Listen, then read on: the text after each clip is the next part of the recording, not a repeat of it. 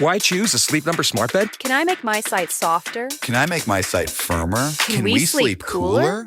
Sleep Number does that. Cools up to 8 times faster and lets you choose your ideal comfort on either side. Your Sleep Number setting. Enjoy personalized comfort for better sleep night after night. It's the final days of our Black Friday sale. Recharge this season with a bundle of cozy, soothing comfort. Now only $17.99 for our C2 mattress and base, plus free premium delivery. Prices higher in Alaska and Hawaii. Check it out at a Sleep Number store or sleepnumber.com today.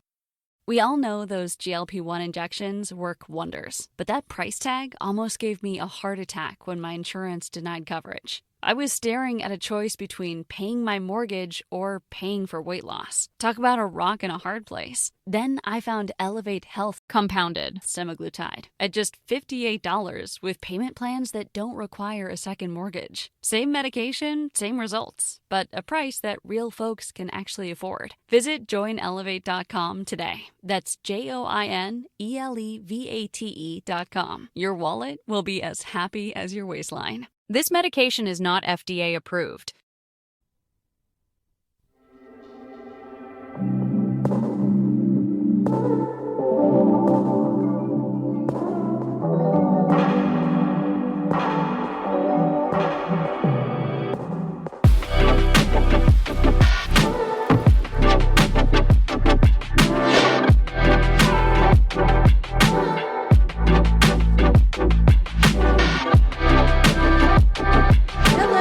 It's Sunday, September 29th, and this is Doing the Thing.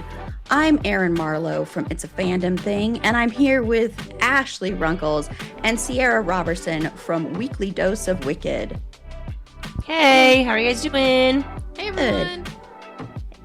And I'm also here with Wizard Radio Station's James Gilmore. Hey. And we're here to talk about everything happening in our worlds this week. So how is everyone doing? We're doing pretty good, I think, for the most part. We survived the hurricane, so that was fun. Oh, you're near that area? We're in North Carolina, so North Carolina got hit God. pretty bad, actually. Luckily, though, we're okay. We only lost power for like a day, but we still have almost 1 million people without power here. Wow. Wow, So- yeah. That's what I've We heard. were almost going to have to cancel this today. We were like, so how are we going to tell James we don't have any power? But thankfully it came back on. Yeah. That's crazy. Wow. I can't relate to that at all. It's a little bit cold here, but I'm not going to complain. I've got power, so. Yeah, it's warm here. It's like 90 degrees here. I'm wishing for fall. So, yeah. Now it's nice and warm. It's nice and warm and sunny, but that hurricane was a little rough. It was a little crazy. Yeah, well, fingers crossed that things get better out there, especially for Asheville, isn't it? Where that's Yeah, hit it's the hardest? Western Yeah. North Carolina. My husband actually just got back. He is from that area, so he went to go check on his grandma who lives by herself and his aunts and uncles. And he literally just got home 5 minutes ago from going up to check on all of them. So, yep, I think that once they can get them all out of there, it'll be okay. But yeah, it's Asheville, Boone, Chimney Rock, all those little towns, little tiny towns, Spruce Pine, Bakersville, all those little tiny towns that just are devastated right now. And I mean, obviously Florida as well, but Yeah, but I know North Carolina got hit bad. So, yeah. So sending out good vibes and stuff that everything is better. But yeah. But if you are listening live on Wizard Radio Station, just a reminder that we do the thing live every Sunday from 8 p.m. UK time. And you can get involved by contacting us via DM on either Instagram or Twitter at Wiz Radio. That's WIZRADIO. Or you can text us at no extra cost, only standard network rates apply at 078-071-83538. Or you can always email us at wizardradio.com, and all of our contact details are at our website, www.wizardradio.com. So we wanted to kick it off this week, and I'm sure everybody out there saw like at least one of these, if not like 30 of them. But Instagram was seemingly filled with IG stories of people posting an image demanding that Meta not use their photos to train their AI. The image, which was a hoax, picked up so much traction that like James McAvoy and Tom Brady were reposting it. So do you think that hoaxes have become so advanced now that people just can't tell the difference between them, like what's real or not? Or do you think it's just like the fear of AI that's kind of just taking hold? Start with you, Ashley and Sierra.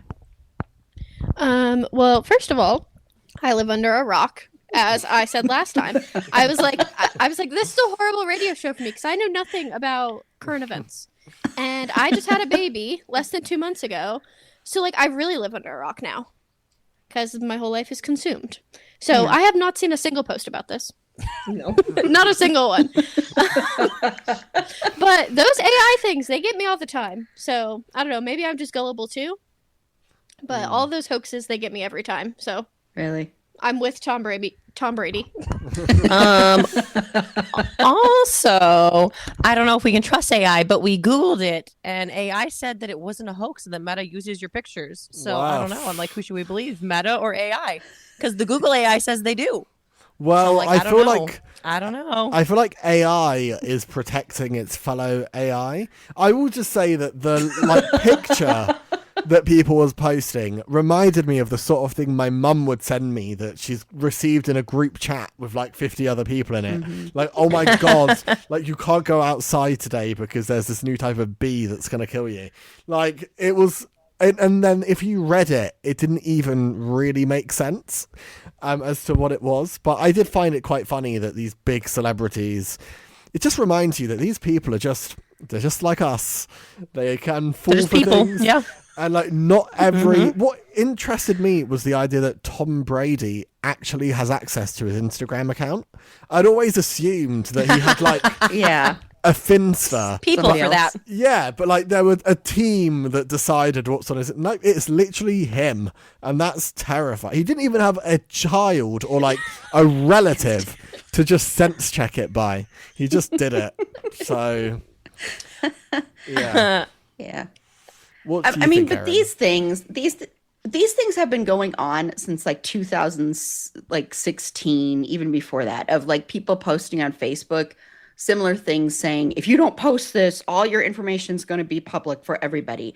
And everybody kind of goes along and posts them. And I've seen so many people post them and go, I know this is probably not real, but I don't want to take a chance. I don't want to risk it that if I don't post this, all my information is going to be public, which, you know, you have to think if that was really going to happen, they'd be talking about that on the news. They'd be like everywhere. It wouldn't just be like this little thing. But I do think the AI part of it is scary. Frankly, I think AI is absolutely terrifying.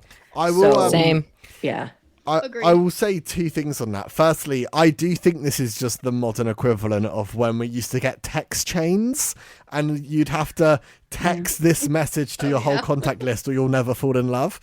I think this is just a version of that. What I will say, though, I agree about how scary AI is. And actually, we've got an editing tool that we sometimes use to quickly edit stuff. And I was on it today and I noticed a new function called AI voice cloning. And so I took just 60 seconds of the show that I was going in to take a snippet out of, and I just gave it to the AI. And within, I'm gonna say 2 minutes, I could write, well, not pretty much anything that would make sense in that context, and hit like render, and that voice was now saying it. And I played around with it, and I'll say the limitations were quite restricted. I think when I wrote as much as like 200 words, and about something completely unrelated, it started to sound like AI because it only had like a limited bit of data available. But it was scary that this tool had just been dropped into this. You know, there's other tools I know that are out there that will do this, but you have to prove your identity before you can use it. You can't just upload random audio. You, as the person whose voice is going to get cloned, has to read out a statement and they then check that is the same voice. There's things in place. But this was just there. and so easy. And I do start to think, wow, actually, you start to think how that tool, as it develops and grows, could be used. And that's potentially really scary. Yeah. What are your thoughts on that, Ashley and Sarah? I know you both said that you're scared of AI too. So I think AI is like super intriguing. Like the technology has came that far that we can do as much with it as we can. And that's super cool. But at the same time, terrifying. AI is going to take over the world. I mean, I think it's cool too, because I don't know exactly when AI became as big as it was, but the first time we had really heard about AI in like the podcasting community was at Podfest. Not last year, but the year before. And that was before, like, I don't know if you guys are familiar with like Chat GPT. That was before they were even officially out. And that wasn't even 2 years ago. Yeah. And like at that point, it was still in like a beta form of development. And just how far that's come is crazy to me. Because that was like, they were like, this is the next thing in podcasting. You guys all have to use it. I'm going to be honest. I started to use it then. And I was like, yeah, this isn't for me. It was like, you can use it to write show notes. And I was like, the show notes were not as good as my own show notes. So I haven't really messed with it since then, but it's just crazy how far it's come. Even just, that wasn't even 2 years ago. Right. And it was brand new. Yeah. They were like first we'd ever heard of it. And it was not even out to the public. Like it was a special link that you had to get from the company to even use it. Right. And now it's just like wildfire. Like it's just taken off. Right. And that was not last January, but the January before. Yeah. I mean, it has been so fast. There are some parts of AI that I think you'd kind of like, I think that can be really useful and are smart of people to use.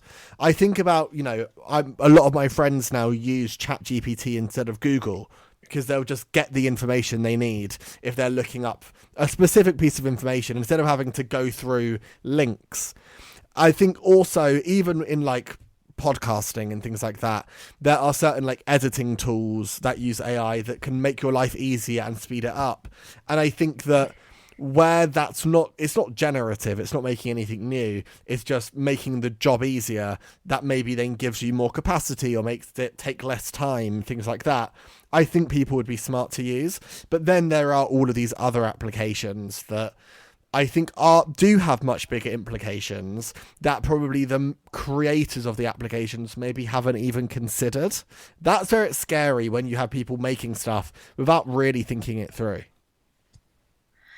Yeah, exactly. And I just started this year using, I use a couple of editing softwares, but there's one that I do, like once I do my first little initial check, I run it through and it cuts like the ums and the repetitive and the silence and makes everybody level.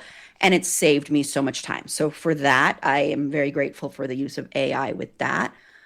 But then there's other things, like on Twitter, there was like a software engineer or someone who was announcing this new thing where you could pretend, like be like a deep fake and pretend to be like, he was showing him pretending to be like Elon Musk and all these other people. And he was like, this is so exciting. Isn't it exciting? Doesn't everybody want to do this? And everybody's like, that is absolutely terrifying. And it seemed from the way it was presented that like these people he was pretending to be had actually given permission for that. But the scary part is what that can be used for, especially, here in the States with an election coming up and everything like that. Like how that can be used to manipulate information. That's where it scares me. Because yes, I do think it can help with certain things and it can alleviate at time and it can help. I think there are medical ways it can be used that can be helpful as well.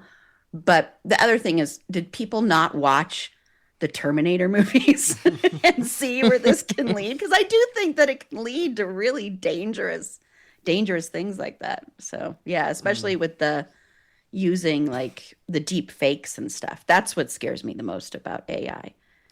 I think it is scary. Don't you think though that in a way AI so far has been kind of disappointing? Like I think that yeah. Like we've been the last time I used it. No, the last time I used it, the reason why I haven't used it again is because we have a true crime podcast. So I was using it to look into a criminal and I was like, tell me about so-and-so. And it was like, it told me about some random person with the same name. And I was like, no, the murderer. And they were like, no, do not, I don't remember what it said, but essentially like that I was making up stories about them. And I was like, yeah, no, like I want to know about this person who I need for my, and it was like, if you're going to continue to use this kind of language about this person, you will be banned from using the AI. And I was like, what the heck? Like, it's supposed to be so smart. You don't even know what I'm talking about. Like, this guy is a very big deal in the true crime community. How does it not know? So I was done with it after that. I was like, yeah, no. It was talking about like defamation of character. And I was like, what? Like, what do you mean? It was crazy. Sounds like that person knows how to trick AI to me. Yeah. Yeah. Yeah, because it is it's just at the beginning stages, but I think it's getting better. But yeah, like there have been fake trailers that look awful. And there's like a whole movie that they're looking at releasing that's like this romance movie that's all AI, and it's like yuck. But I think that stuff's natural. That's like all of the firsts, and I think they're just stunts. And then I think what I've not yet to see is beyond these like very specific use cases like editing, or like instead of a Google search you can look up for some things, some detail for AI. That the idea of actually like, oh, we can just leave the AI to do the task, it feels like we are years away from that. But if you read the news or you read the celebrities Instagram stories this week, you'd believe that was like coming tomorrow. And so I do wonder if like this massive boom in interest in AI is gonna like settle for a bit now, because there's these amazing ideas but the tech just isn't there yet. I don't know. I'm very, we talk about it a lot on my podcast because I'm very, the industry as a whole is in big trouble. So I think a lot of these heads of studios that are just about money are interested in learning more about AI, because they also, I think, want to punish people for going on strike, frankly. And so they're looking for easier ways to make content. And so I do think that's where I think the worry is coming from. So I think it's justified, but I do see what you're saying, because I do think it's like everything. People just blow it out of proportion because it's easier to do that. So, yeah. But I'm sure on episodes down the line, we'll be talking about this more, but we're going to go ahead and turn it over to a break, and we'll be back with more of Doing the Thing.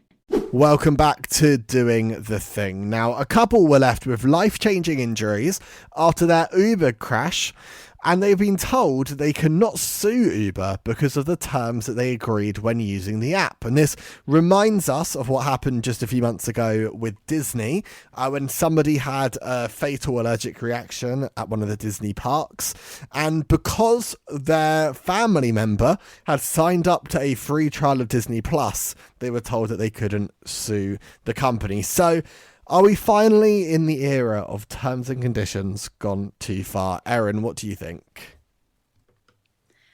I think maybe we've been in this era for a while, but I think this is kind of the tipping point. I think these big companies rely on the fact that people don't read this stuff. They just sign it, and they rely on that fact because they know that if somebody were to read some of this stuff, they'd have questions. But we are so programmed to think, just sign, don't read it, and then there's trouble that comes along and we go, oh man, I should have read that stuff. So I do think we need to look at it, and I don't know how we would change it though, like unless we were to be like, let's just make sure you did read this part, like highlight it or have somebody read it to you or something like that. I don't know if there's a way to change it. But I do think big companies rely on the fact that we don't care about reading that stuff. Don't you also think a part of the problem, though, is some of these apps and services have become modern essentials? Like Uber, if you live in a major city, is really important to navigate. And so you don't even really have a choice to agree or not. If you don't accept the terms and conditions, if you've got a problem with that clause, you're making your life harder.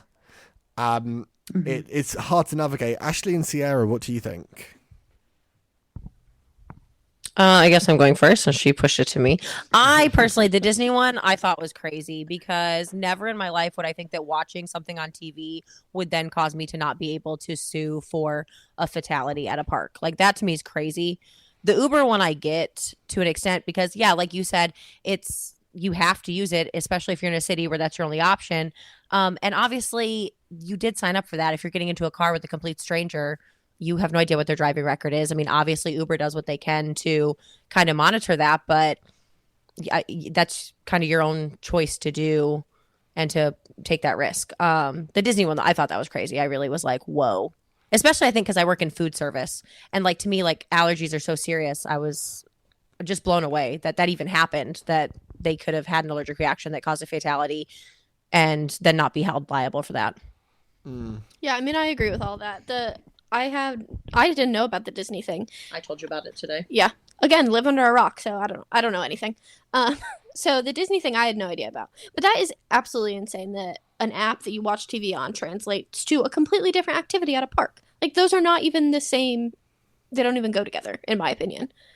But yeah, I agree with the Uber. Like, unfortunately, yeah, Uber is a necessity a lot of the times. And unfortunately, you don't know people's driving records. Like, I don't even think Uber really checks your driving record before they let you be a driver. Like, Well, do that? I imagine they check it, but I think this is maybe where this debate goes, is that who should the risk be on? Should it be on Uber for the quality of drivers that they offer you, or should it be on you as a passenger and you're stepping into a stranger's car? I think it should be on the driver of the Uber. Yeah. That's what I think. And I told Ashley that. I was like, they should just sue the driver's insurance company. And she was like, can they do that? And I was like, no, 100%, because they have to have insurance on their vehicle. And as an Uber driver, they should have a policy that allows for them to transport passengers. And I guarantee, I shouldn't say that. I don't guarantee. Most Uber drivers do not pay for that policy because it's so expensive. My husband used to drive for Uber for extra money because, we've got a bunch of kids and sometimes you got to do what you got to do to provide. So they do check your driving record. But I'm going to be honest, I didn't pay for the extra coverage because it was a lot of money. So that's who I think, in that case, that's who should be liable, is the person driving the vehicle. That's interesting. I mean, essentially, they're like a subcontractor of Uber. You know what I mean? Like, Uber's the company, but they're subcontracting the work out. The subcontracted employee should be the one responsible for the poor driving, and I'm sure they have car insurance on their vehicle. That's interesting. Erin, what do you think? Yeah, I mean, there's lots of, stuff with Uber, period. But I do get that point. That does make sense, because you would hope they have insurance. You would hope that Uber would be like, at least like uncertain, like annually, like double checking that you still have your insurance. They do that. And you can't drive. They do that. Okay, that's good. They do that. It's like every 3 months you have to every 3 months verify your driver's license and verify your insurance. Well, then they should also then verify, if you have that insurance, that you have that coverage, so that something like this doesn't happen. So that if it does happen, they're covered. And so that would be what I think where the change needs to come in, maybe, is just if they're not double checking that. And I understand, because, Uber drivers, I don't think, are paid enough. And there's all of that stuff that goes on in that too. But I do think, it is the driver who's driving. And so they're at fault, unless it was the driver that hit them, but then they're at fault. So then it does go to their insurance. So I do agree that would be the place to start.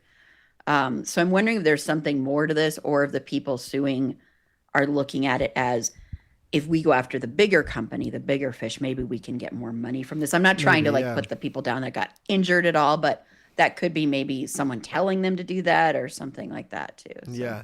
I feel like there's a fundamental problem with these apps, though. I mean, most people I know, me included, have had real disaster stories in, whether not necessarily Uber, but other kind of ride-sharing apps.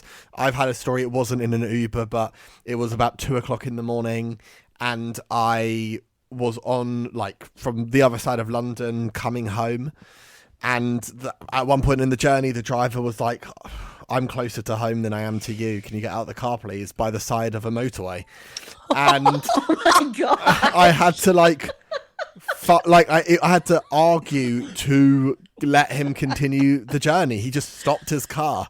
And he did end up taking me home. When I say that the company had no care in the world that had happened, as far as they were concerned, I'd gotten home. They didn't care about what had happened along the way. Oh my gosh. I've had on another different company, we nearly got in a car crash. The driver was not wearing his seatbelt and nearly went through the front window and then just kept driving afterwards. I did get the money back on that ride, but Thank goodness. Yeah. I mean, I just feel that I think we always have to kind of think twice when we're essentially stepping into a stranger's car, and that it can be a nightmare. I don't really use these apps anymore. I rely much more on public transport, just because I feel like your chance of having a safe journey, at least for me, feels higher based on the amount of issues I've had. There was one story where I was positive the guy that was driving the car was a guy who, there's a news story earlier that day, and he'd fled prison, and I had it up on Twitter, and I was looking in the window and looking at the picture of my phone, and I was like, oh my god, this is the same guy. It wasn't the same guy. But I think it's easy to freak yourself out when these are actually quite scary situations. You're just in a random person's car at night, and you can't trust the company that they're going to look after you as a passenger. Yeah. Has anyone seen the movie Spree? No. It's a found footage kind of movie starring the guy from Stranger Things. The guy who plays Steve Harrington, and it's all about. You have seen it, yeah. And it's all about Ashley was like, no. I'm like, I've definitely seen Spree. It's all about a person who drives for one of these. They made up a name, of course, for the movie, and he uses that as a way to go on a killing spree and a crime spree. So you never know, Yeah, thanks. And he for that. videotapes it. He's streaming it everywhere. So yeah. So I'm just adding more fuel to that fire. I'm just very lucky to drive myself. I don't use Uber or Lyft or any of them. I think I've done it only ever with you. Yeah.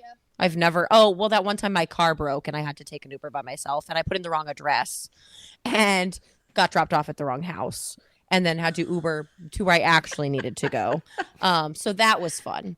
I've never had an issue, and I do a lot of Ubering. And I don't anymore. But when I was in college, I Uber Lyfted all the time, and I've never had any issues. So I'm really lucky, apparently. I've only ever Ubered with her. No, I don't do it. Ask, this is such an adjacent question, but Erin, when you were talking about Spree just then, I don't understand a found footage movie, but where one of the actors. To me, that would just completely destroy it.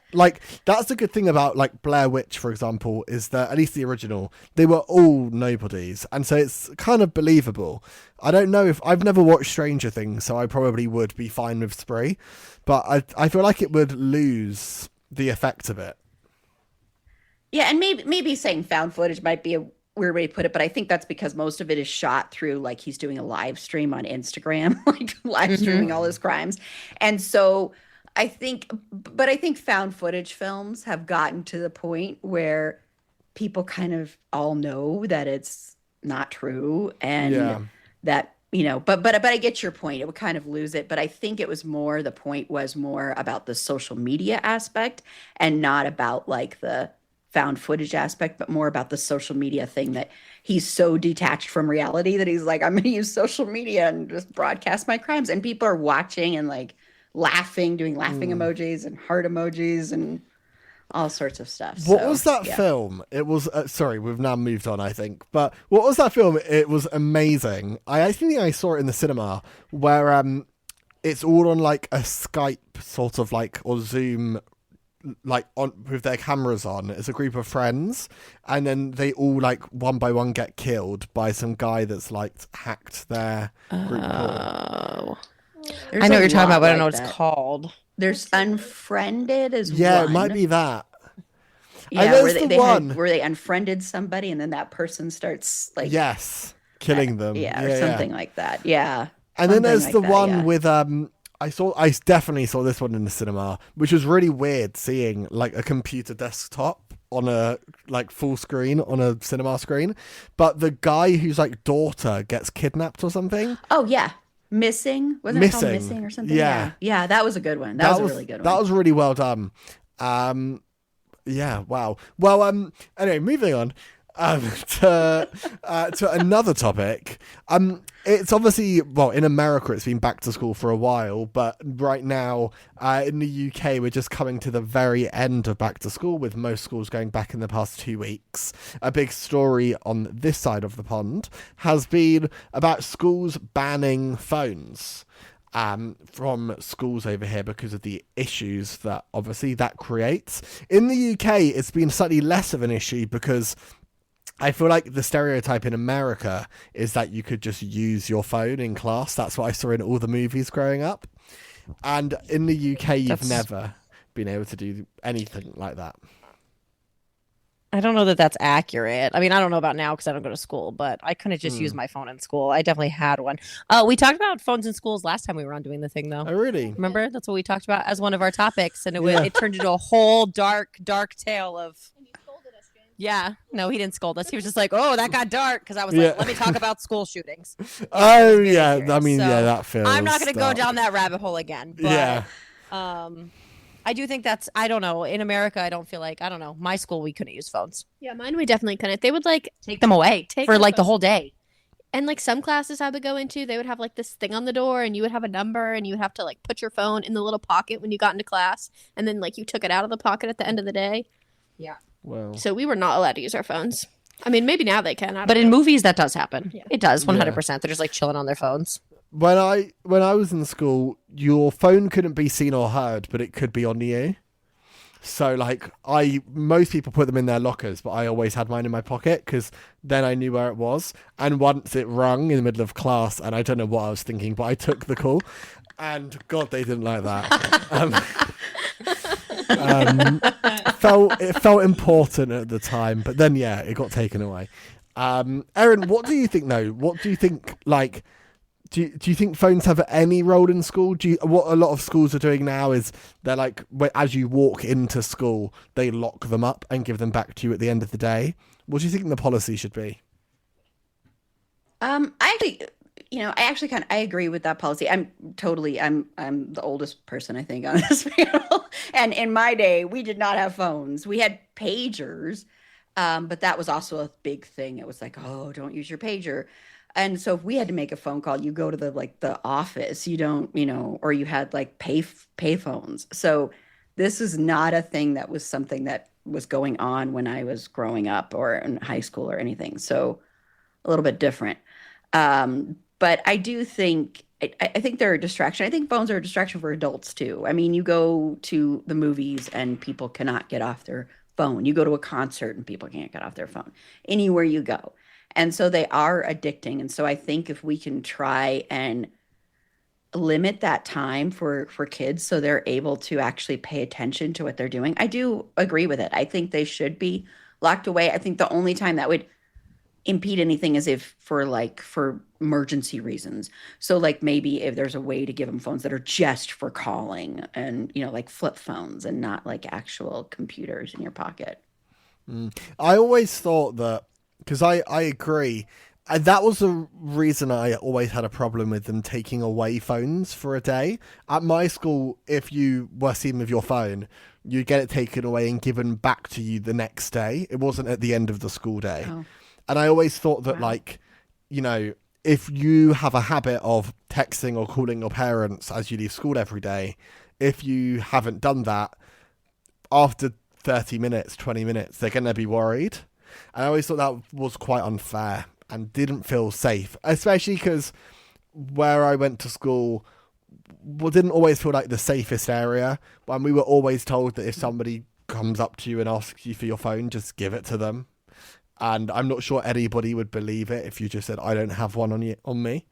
I think I'd end up in trouble. So yeah, it's difficult. Would you, Ashley and Sierra, both of you obviously have kids, and I'm wondering, what age do you think they should have a phone? A kid growing up in the 21st century? I'm currently battling that with my oldest because she's 11 and she thinks she needs a phone. But I talked about this. I homeschool my kids. So... they're never away from me enough to need a phone.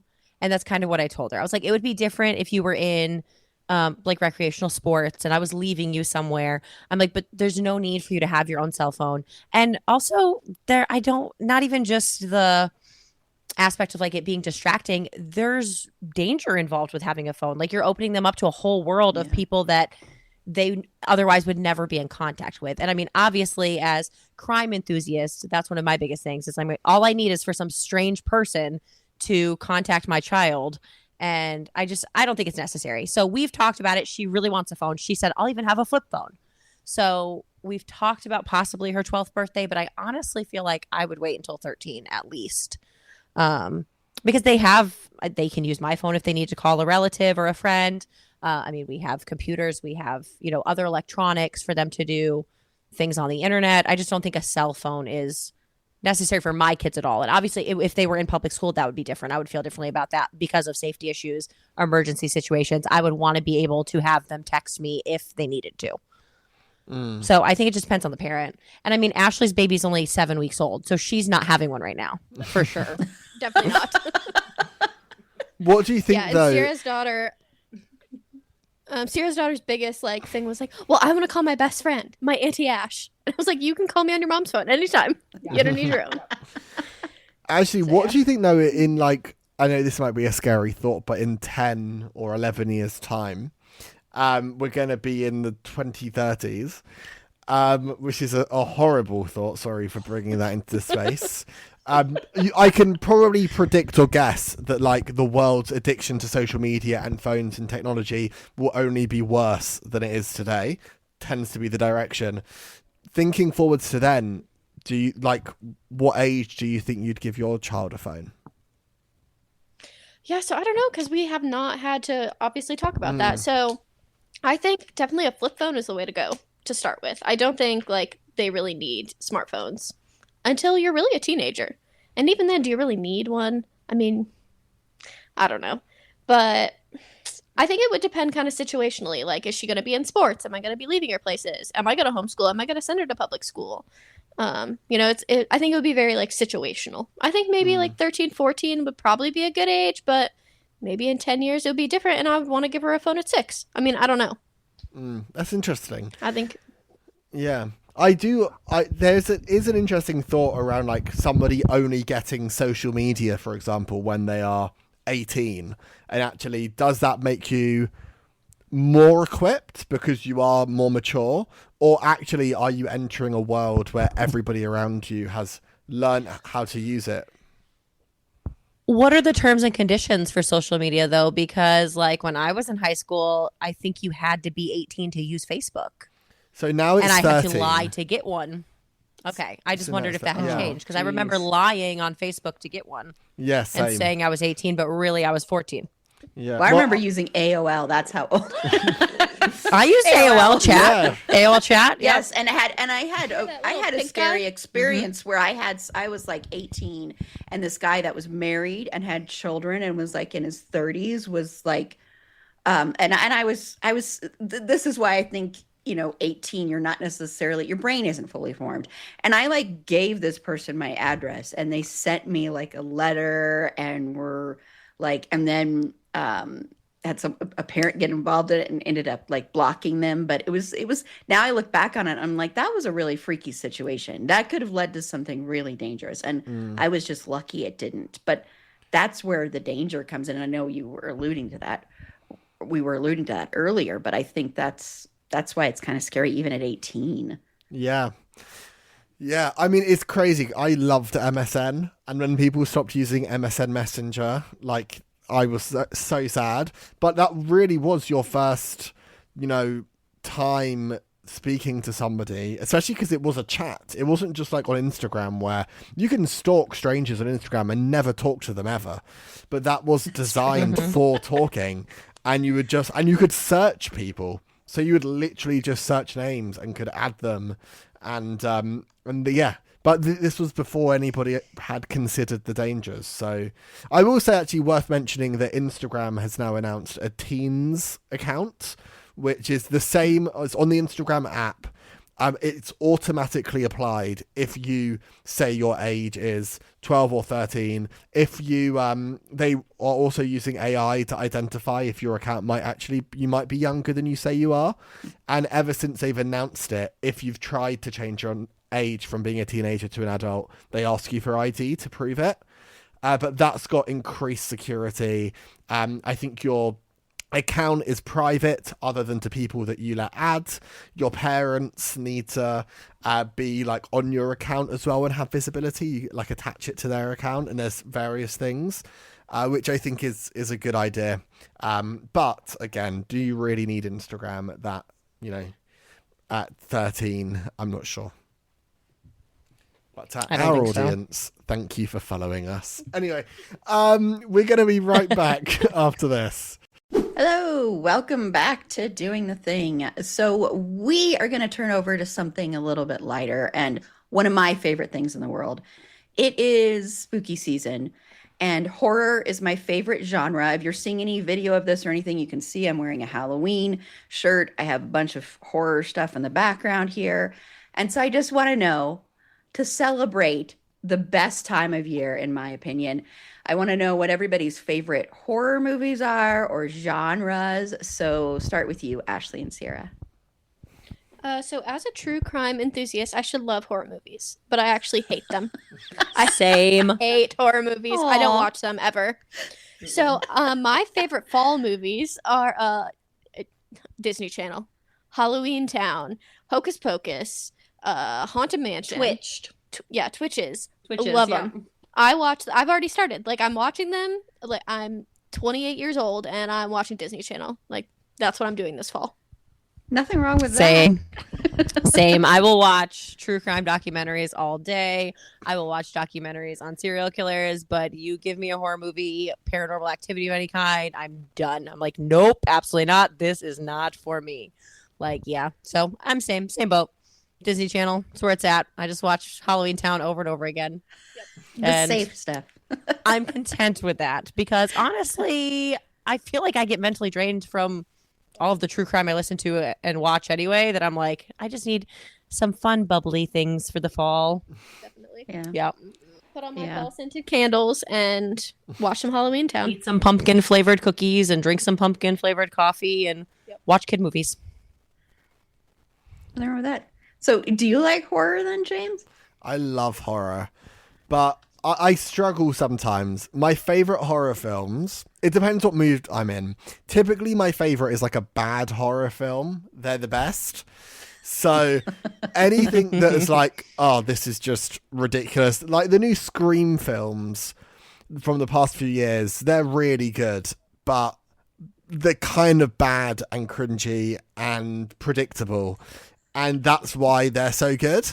A lot of the ones that like Smile, the reason I don't like Smile is that like it's actually trying to be a good horror film, and I struggle to get in the right mood for that. I'm not watching a horror film to actually be scared. I'm watching it to be like, this is ridiculous. This is so unrealistic. So I like those films. But then if I'm like, scare me, I have to go to the extreme. I have to go to Saw. I have to go to a proper slasher where I'm going to see things that I'm going to have to look through my eyes and there's some tension. Those are the two extremes. It's either going to be like so bad it's funny. I remember like The Boy, the one about the kid that lives in the walls, is so ridiculous and was so fun to watch. That's one end. And then like the other end is actually terrifying. But the stuff in the middle is just a bit like weak for me. See, I am a horror aficionado. I think there's so much you can do with that genre. I consider it like the punk rock genre of film, and you can talk about stuff that people don't want to talk about. The new movie, The Substance, with Demi Moore, is so good. That's my favorite movie of the year so far. I highly doubt anything will beat it, and I wish I could get more people to see it, but I understand because it's body horror turned up to 11. I mean, it's like wild.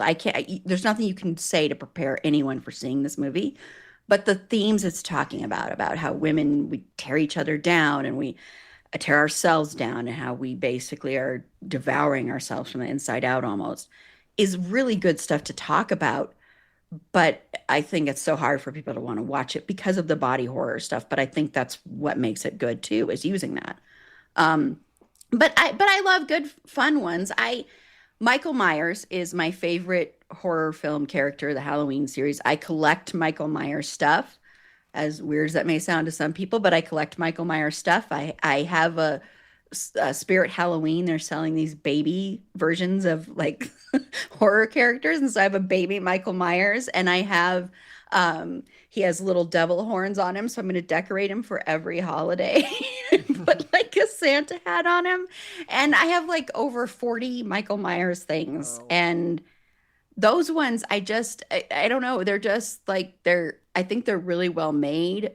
Not all of the Halloween movies are really well made, but the first one, and I like the David Gordon Green ones. And I just think they're just fun, and they're escapism, but there can be certain things, like a lot of the David Gordon Green ones are talking about trauma and dealing with trauma and PTSD and stuff. And so even though they're fun, I think you can learn a lot about society through horror. So that's why I love horror movies. Yeah, I agree. I just can't deal with suspense.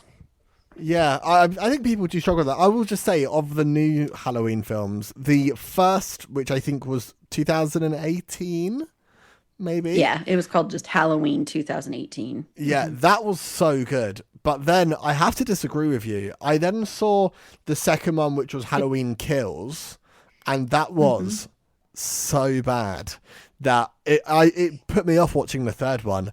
I literally walked out of that being like, what have I just watched? And sat through. There was not a single redeeming feature of that second film.